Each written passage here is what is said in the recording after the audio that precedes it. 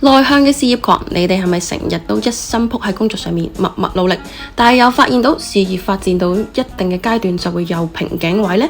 例如喺爭取重要嘅項目時候，總係俾善於表達嘅同學搶走機會，又或者喺團隊嘅協作之中，自己嘅諗法難以有效傳達俾成員。歡迎嚟到 Com Art Lab，我係鄺娜。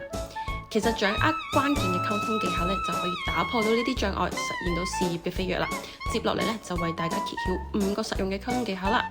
第一個技巧就係同合作夥伴建立深度信任關係嘅溝通方法啦。喺商業世界之中信任就係合作嘅基石。以一家小型嘅科技創業公司為例，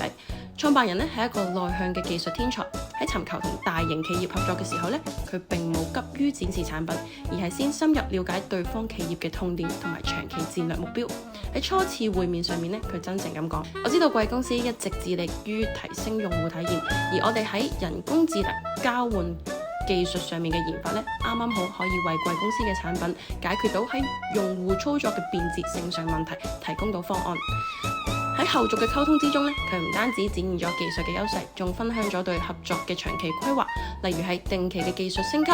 專屬嘅售後團隊等等。通過呢啲深度嘅溝通令到對方感受到佢嘅專業同埋誠意，成功建立起深度信任關係而達成合作。內向者喺呢類溝通之中必須要提前充分做好準備，挖掘雙方利益嘅契合點，用真誠而且專業嘅態度表達自己嘅諗法，避免泛泛而談。第二個技巧就係行業競爭之中突出自身優勢嘅溝通策略啦。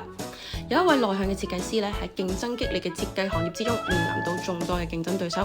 當面對客戶介紹自己嘅設計方案嘅時候佢就冇簡單咁樣講設計到底有幾靚，反而係運用數據同埋案例嚟突出優勢。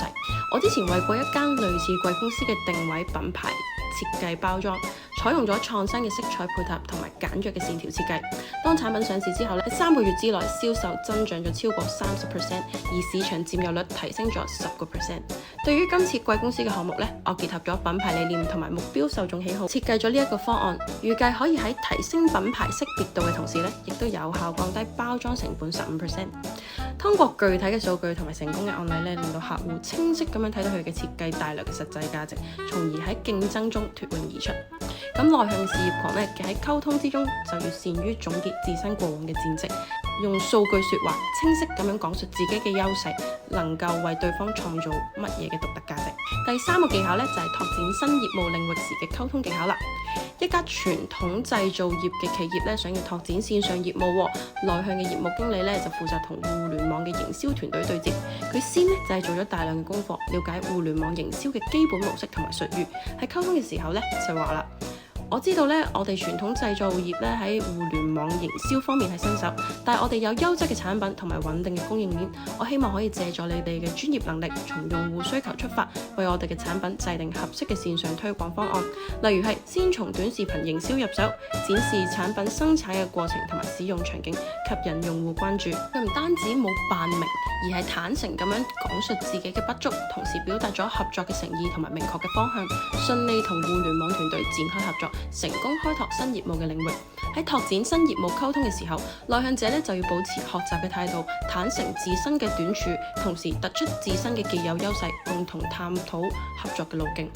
第4個技巧就係團隊溝通嘅時候，領導激勵成員嘅溝通話術咯。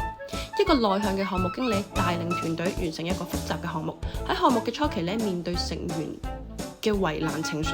佢就話：我知道呢一個項目嘅難度好大，但係大家諗下，一旦成功，呢個將會係我哋職業生涯之中嘅一個里程碑。你哋每一個人都有獨特嘅技能，例如係你喺數據上面分析嘅精準啦，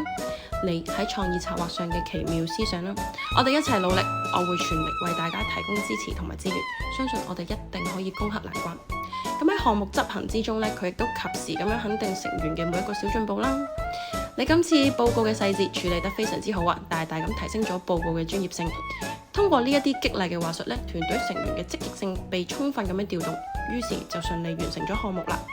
內向嘅領導者喺激勵嘅團隊嘅時候要關注成員嘅優勢同埋努力，用真誠嘅語言去表達對佢哋嘅認可同埋對於目標嘅信心。而第5個技巧就係應對事業危機時嘅溝通方式啦。某一個企業咧，因為產品質量嘅問題而陷入咗信任危機喎。咁內向嘅企業負責人就要向公眾同埋客戶解釋啦。佢召開咗線上發佈會，誠懇咁樣講：今次產品質量嘅問題咧，係我哋工作嘅重大失誤，同大家帶嚟咗極大嘅困擾同埋損失，我哋深感愧疚。目前我哋已經成立咗專項調查小組，查明原因到底係喺原材料採購環節出現咗疏忽，定係其他嘅位置。我哋將會召回所有問題嘅產品，為受影響嘅客戶提供全額退款同埋額外補償。同時，我哋都制定咗嚴格嘅質量控管新方案，從原材料採購去到生產流程，每一個環節都會增加多道檢測工序，確保類似嘅問題唔會再發生。請大家相信我哋整改嘅決心。通過呢一種負責任同埋誠懇嘅溝通，挽回咗企業嘅聲譽。當面臨事業嘅危機時候，內向者溝通要態度誠懇，勇於承擔責任，清晰咁樣講明解決措施同埋未來嘅規劃，重建信任。而家就嚟到一個綜合嘅場景練習啦。